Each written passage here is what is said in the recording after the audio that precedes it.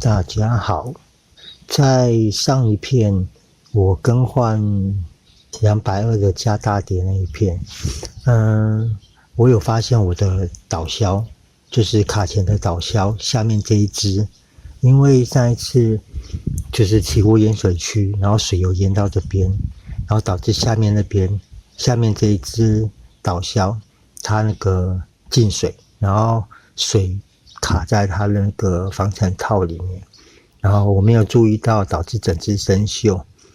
然后导销生锈的话，会造成卡钳单向卡钳它在做动的时候，它会不顺畅，有可能你按刹车它夹不住，也有可能它夹住了，但是你放刹车的时候，卡钳它分不开，会一直磨着碟盘。这个会造成，因为变成你有点类似含着刹车在骑车，这会增加油耗，影响速度，然后造成刹车系统的不正常磨损。所以今天我们来更换下面这只导销。那第一步一定是要把卡钳分离。那稍等一下，好了，3颗螺丝都分开了。然后你看，像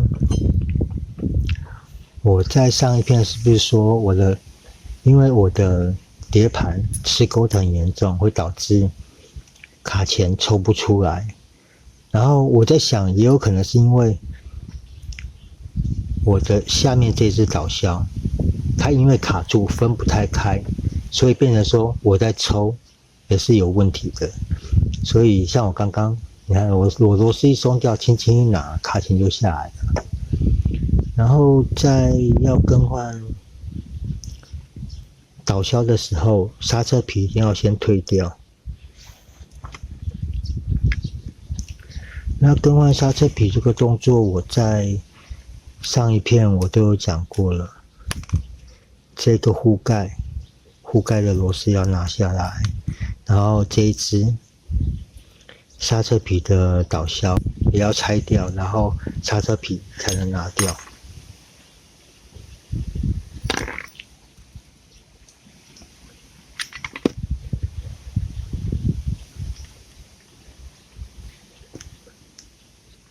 像这些螺丝基本上不用锁太紧，因为锁太紧到时候，因为毕竟它的内六角是整只是埋在里面的，如果你锁太紧，如果后面生锈啊干什么导致这个滑牙的话，很有可能会造成整个卡钳就因为这只螺丝抽不起来报销。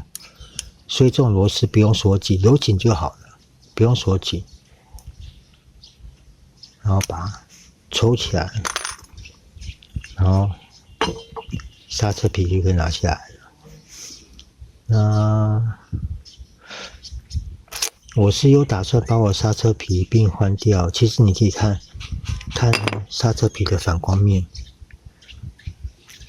就可以发现我的刹车皮在上一块碟盘过度磨损的情况下，它的这个平面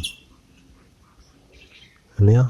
两边都是往下斜的，只有中间这边在摩擦。然后我换了新的碟盘以后，看这个反光面，我不知道这样你们看看，只有从这边到这边，只有这一块区域在跟碟盘做摩擦。这题外话就等一下再讲。好。然后我们刹车皮拿掉以后，就可以把这一块铝的这一块跟卡钳做分离。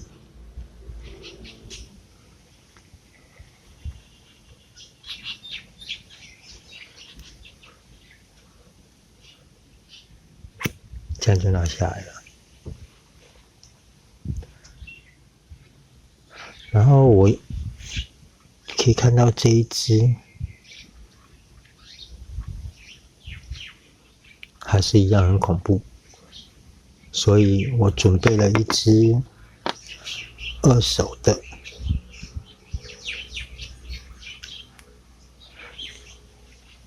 我连防尘套我都准备了。那导销在拆除的话，可能每台车不一样。那导销拆除就是准备一支12号的梅花扳手，要记得哦，工具不是不会坏，但是好的工具真的可以让你很方便。像这个锁得很紧，套下去，然后这一面靠在地上，往下转，它就松了。稍等一下，就像这样子，放在地上，然后手扶好，手压在这边，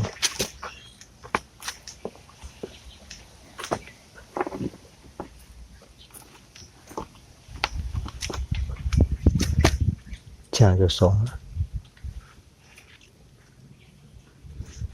其实以卡钳来讲，这两只导销跟这一块座很重要哦。你如果车子曾经在前轮，就是卡钳的那一侧，如果有发生过碰撞的话，这一块跟这两只导销一定要做检查，因为在撞击的情况下，很有可能这一块的平面会跑掉，它可能会导致两只导销它不是平行的在运作，这都会造成刹车的异常。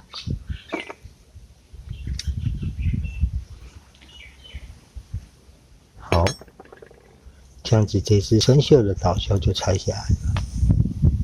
那换上新的导销是一样，然后记得这个平面，基本上只要任何有涉及到平面的东西，都稍微做一下检查清洁。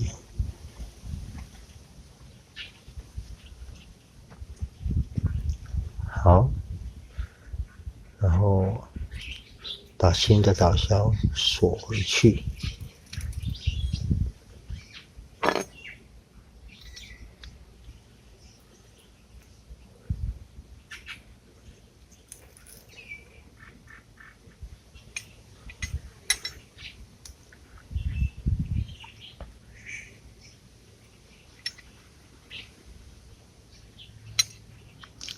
然后锁的时候要记得哦，这个座它是铝的，你不要拼死命的锁，如果把这个锁滑牙了，到时候也很麻烦。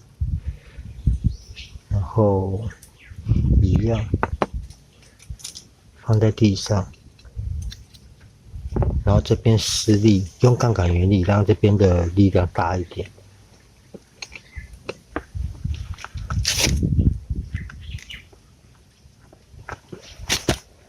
好，这样就好了，很简单，有紧就好。然后顺便这个防尘套都检查一遍，这个防尘套是上面的。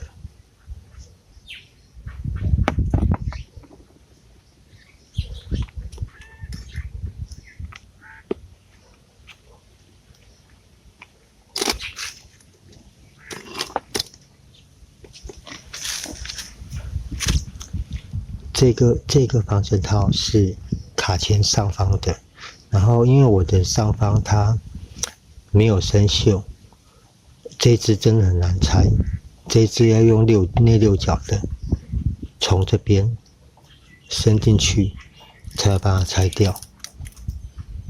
然后原则上这只都在上方啦，当然你如果车子碰到泡水泡得很高的话，可能这只也会有。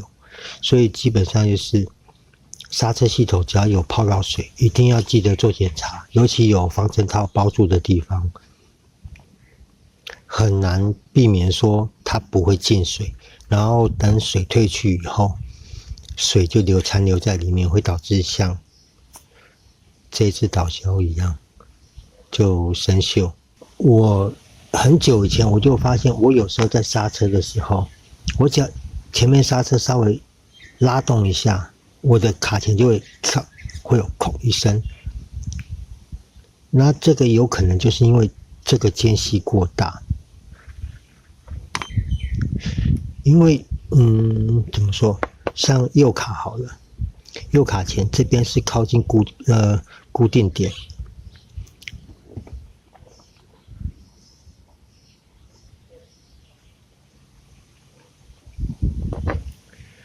它是这样子，然后这一只导销它是靠近这两个固定座，所以这个导销当碟式刹车开始作动的时候，这只导销它的受力扭曲不会那么的明显，反而是下方这一只，因为它离锁点比较远，所以变成说当刹车开始作动的时候，活塞开始挤压的时候，会产生一个有点类似扭曲的现象，然后当刹车皮咬住碟盘的时候，它会有一个施力点，我们轮子这样转嘛，然后当刹车皮开始咬合的时候，这个因为它锈蚀的太严重，而且油压缸开始作动的时候，它会产生一个扭曲现象，很有可能就是这个原因会造成会有一个很小声、很轻微的就孔一下，所以导销换掉应该也有差别。然后再来就是，如果你刹车的瞬间会有异常的声响，也很有可能是这个来力片的洞扩大，或者说这个有磨损，像我在上一篇也有拍到，我旧的这一片被磨出了一个很明显的痕迹，有没有？这边有个磨损的痕迹，有磨一个小洞进去了，下方这边也是。所以也很有可能是因为这一块挡片它就有间隙存在，所以当你的刹车皮咬住的时候，它会动，会咔一声去撞击。一般看起来这边应该是一个撞击点，很有可能就是在刹车的时候会扣一下。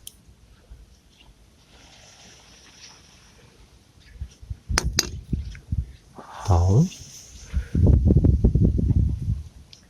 导销换完以后，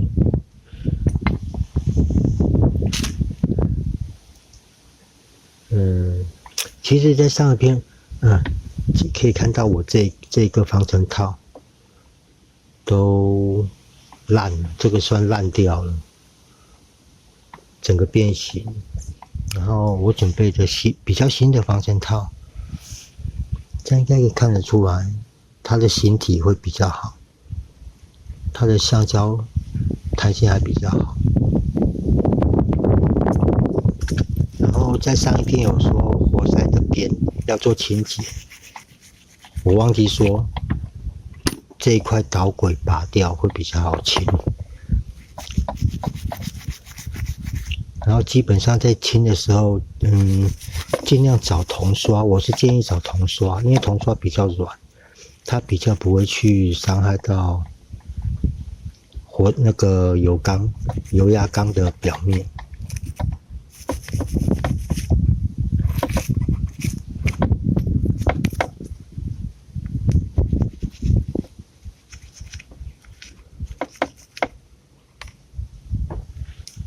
稍等一下，其实在清洁油压缸的过程中，在上一篇我印象我有提到，就是当我们要把油压缸退回去之前，记得一定要先赶快做清洁，要不然如果你的油压缸这个边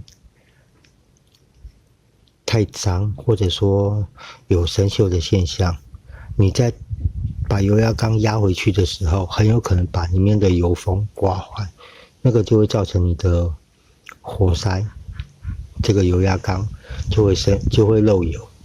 像可以看得出来我的都没有漏油现象。那其实可以试着就是像我上次退完以后，然后我又骑了一阵子，所以我油压刚刚跑出来。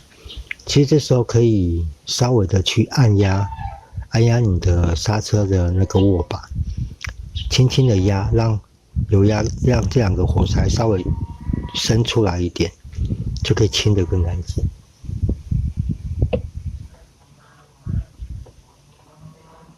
有没有看到？在压的时候它会动，这就是碟式刹车的作动原理。然后顺便也可以检查一下，你就是轻压你的刹车握把，你看两个活塞的作动有没有一致？像这样子应该可以看得出来，我这两个活塞的作动都一致，不会说一个不动一个动，或者说两个动作的幅度不一样。如果你按压大力一点，它就会把油压缸推出来。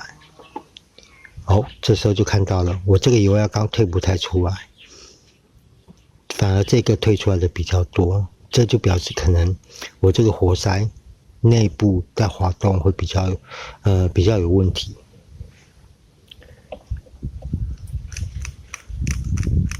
然后你在清油压缸的时候，记得尽量用不会伤害到金属表面的方式下去做清洁。其实这个动作最好是能够拆油管，把油全部漏光，再来做处理，这样子会比较完美，清的会比较干净。但是这个有时候会牵扯到很多问题，譬如说你还要再补油啊，还要再漏空气，可能不是每个人都这么方便的去做这些动作，所以就尽量。然后在推活塞的时候有两个方式，如果你油管还没有拆，你就可以直接压刹车握把，利用油压把活塞推出来，但是要小心了，里面的刹车油会跟着喷出来。那如果是你已经拆油管，已经卸油掉以后，你就必须拿空压机那种气枪，然后做好那个防漏，气压的防漏，可能拿个内胎啊或者橡胶，用布比较难用，然后把喷枪那个头那个嘴旁边稍微包一下，然后往油压管这边塞住，然后用力吹它，这两个就会弹出来。这个就是退油压缸的方式。然后当大致清洁完毕以后，记得一定都要帮它上油。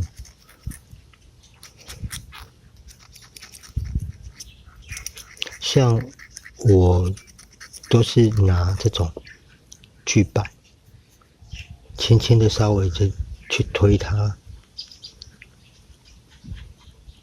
轻轻的推那些脏东西，生锈的脏东西，然后让它脱落。你不要大力去推哦，很有可能把油压缸表面刮伤，然后活塞再推回去的时候，就会把里面的油封刮坏。然后像我刚刚是不是说，我稍微再把活塞推出来的时候，这个推的比较多，然后这个推的比较少。那这个解决方式就是你可能可以用刹车皮啦顶住这个活塞，然后去压刹车握把。我们就是要固定这个活塞的活动，然后让油压单独的把这个推出来，或者有这个工具的话是比较方便。我只要固定一边，然后去握刹车握把，利用油压把这个活塞再退出来一点，我才能清洁到它里面卡住的地方。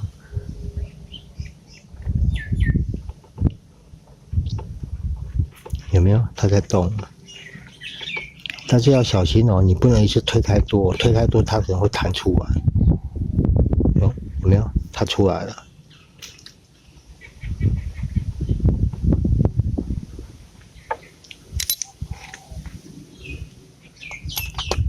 好，这个时候就可以赶快做清洁。其实像我这样清只能清一部分，因为像后面那边真的就比较难清。如果可以的话，动手能力强一点的话，整个活塞把它推出来清，这样子会比较，效果会比较好。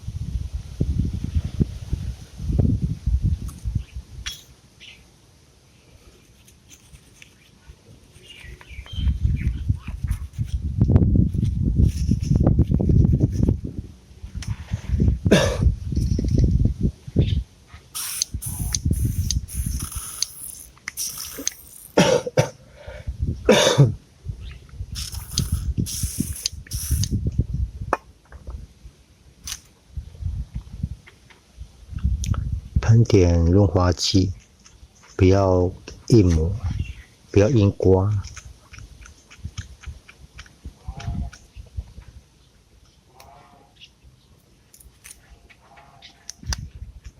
然后大致清洁好以后，把活塞退回去就 OK 了。然后在退双活塞的时候，你用这种工具在退的，如果你没办法一次退2颗活塞的话，你在退的时候要注意哦。像我刚刚在退这一颗的时候，我一直在看这一颗有没有跑出来，因为有时候可能你在退的时候，它油压没有很顺利的回到那个刹车握板里面那个油压缸的时候，它可能会导致这一个活塞里面的压力过大，反而把这个推出来，所以这个要注意一下。等一下你没办法，你在拆装的时候，如果没办法的时候，另外一个如果蹦出来，你可能就会变成你整个都要重新做拆卸，重新灌油，重新漏空气。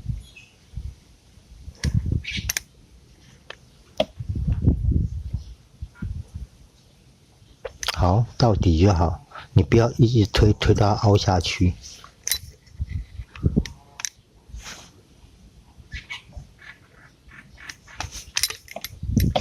多数的卡钳，它这个活塞，它都可以再进去一点，但是尽量不要，就是有平面，有恢复到平面就可以。然后这个时候就可以顺便的去做活塞平面的清洁。好，这样子就大致的清洁完毕了。然后再来就是更换这个防尘套，你看我这个都烂了，所以这个就直接把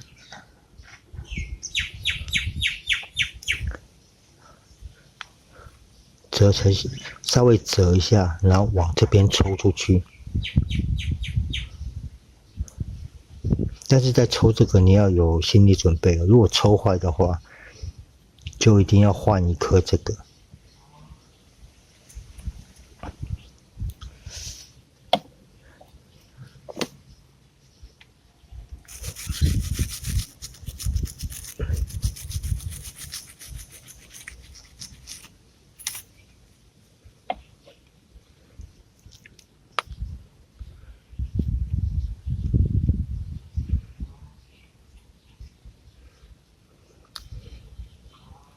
在装这个要有耐心。其实原则上它应该是从这边进去没有错，但是这个可能它有什么特殊工具去顶住里面，然后因为这个头里面的橡皮比较厚，所以顶住它往那边跑。稍等我一下，我研究一下，如果可以的话，记得不要换这个，这个真的很难弄。我现在快弄出来了。有没有？还剩一点。原则上就是旧的拔掉以后，你仔细看，导销的防尘套上面有2个凹槽，就是有点把它像这样子凹一边下去，然后卷起来，就有点像这样子。这个动作有难度，你们可能要自己想办法。就这边凹下去以后，这边凹下去。然后这样子包起来，然后塞进去。但是塞进去的话，它就会卡在一半。然后这时候你要找一把小一点的，这个头不要这么宽，然后这个头越平越好，你不要尖哦，越平越好。然后顶着这个边，伸进去顶着这个边，一点一点的推，平均的推，慢慢推。然后当头稍微推出来够多的时候，就用拇指下去慢慢的推拉它，把它拉出来，有没有？这样就好了。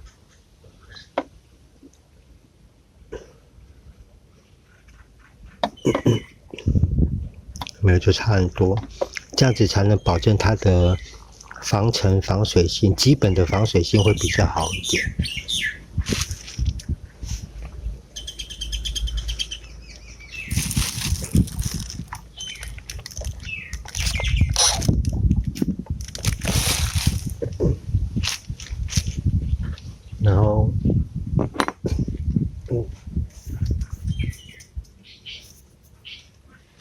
然后当我们卡钳主体可以做的清洁都准备完以后，我们就要来清洁这个了。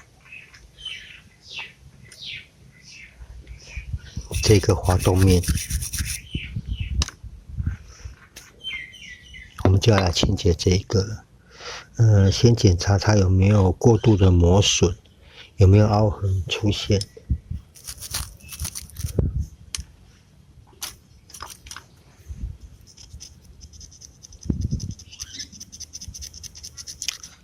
像有时候这上面一些生锈啊，或者有卡印物这种东西，都要清干净，因为这个都会影响刹车片的滑动。如果这边卡得太严重，它就会造成刹车皮一直咬在碟盘上面。把上面的脏东西都尽量的清干净，然后检查这上面，其实这样可以看得出来。来令片就是在上面做摩擦，所以会有两个比较亮的地方。这两个亮的地方要检查看看有没有磨凹，就是磨了一个洞。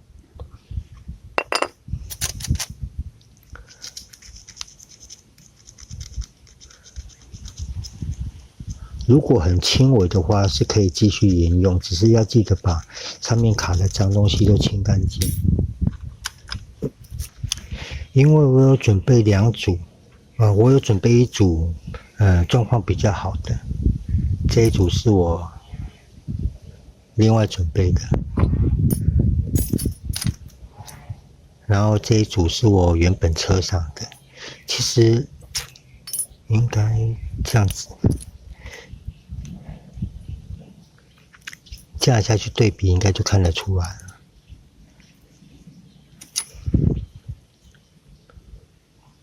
有没有？我旧的这一块，这一边，整个都磨凹了一个洞，然后我新准备的这一组，它是完好的，然后另外一边，有没有？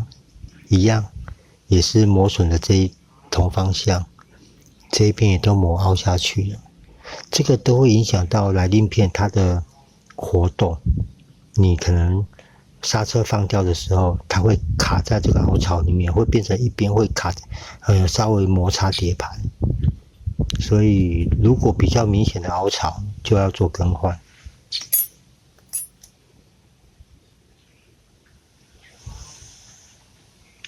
那另外一片也是，我不知道这样能不能看得出来。这边这一块是我旧的。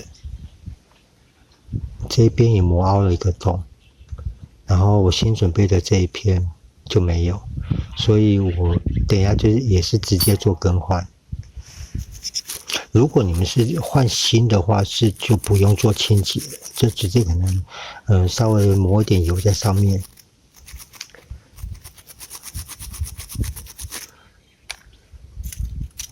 让它不要生锈，然后滑动会比较顺畅。然后背面这些，背面在卡钳的这一边，也要记得都要做清洁。要不然如果因为这个面有脏污的话，导致你卡上去的时候凸出来，它也会去过度的挤压来令片，也会造成来电片的滑动异常。像这个一些挡片，这个如果有拆下来的话，就尽量做一下清洁，让它整个四周就是干净一点，不要导致它装上去以后，虽然这个不会动，但是它的贴合程度会去影响到来电片在里面的滑动，所以这个稍微做一下。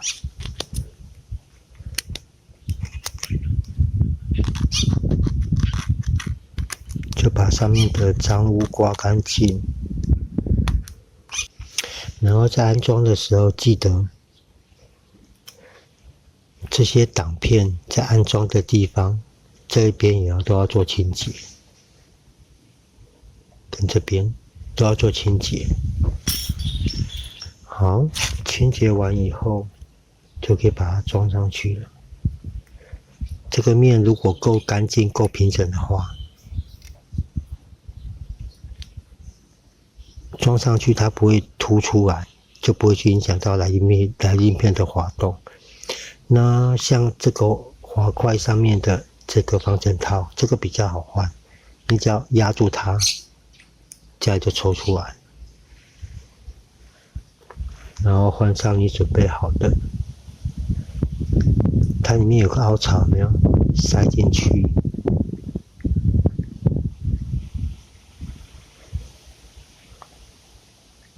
这样就卡住了。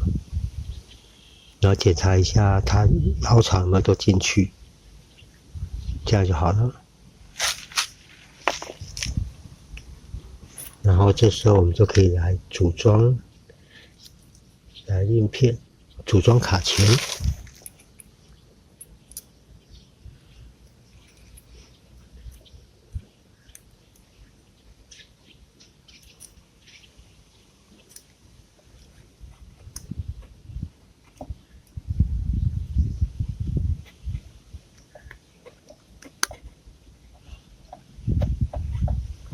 好，这样就装好了。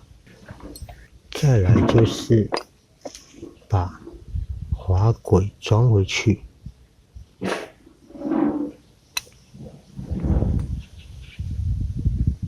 因为我这个套子里面都有油，所以我就不另外的抹油了，就把它塞回去。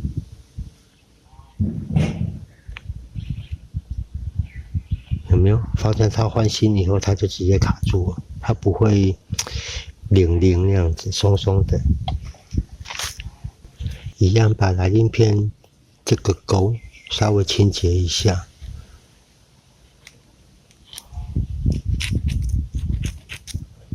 虽然是旧的来电片，但是还很厚，他们就拔下来了。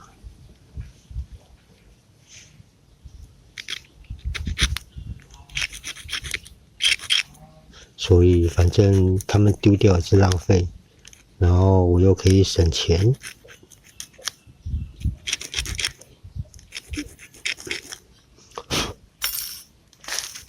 好，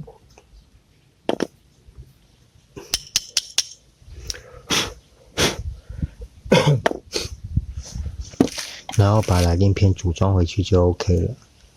我记得这个它的这个面哦，都要稍微检查一下。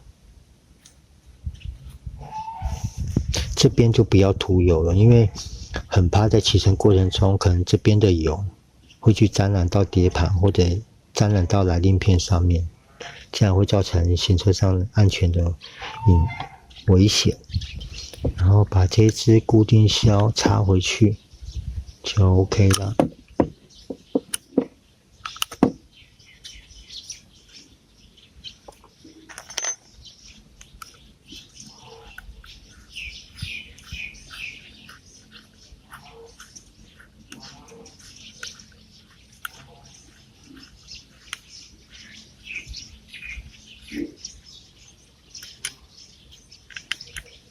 轻轻锁紧以后，稍微出一个力，这样就好了。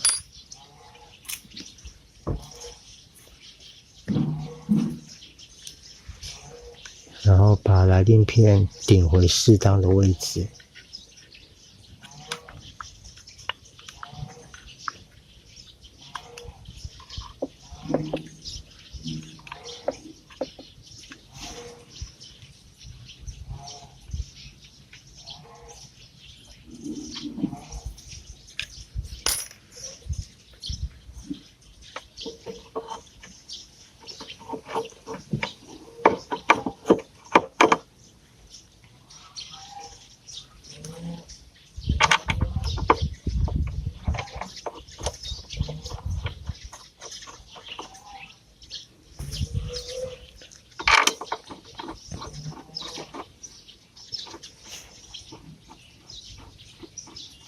然后再把拆掉的螺丝反向的全部装回去，然后确定都有锁紧后就 OK 了。好了，那后续的动作我自己慢慢完成。那今天很简单的卡钳导销的更换，然后防尘套、防水套的更换，还有碟式卡钳的清洁保养，就到这边咯。谢谢各位，拜拜。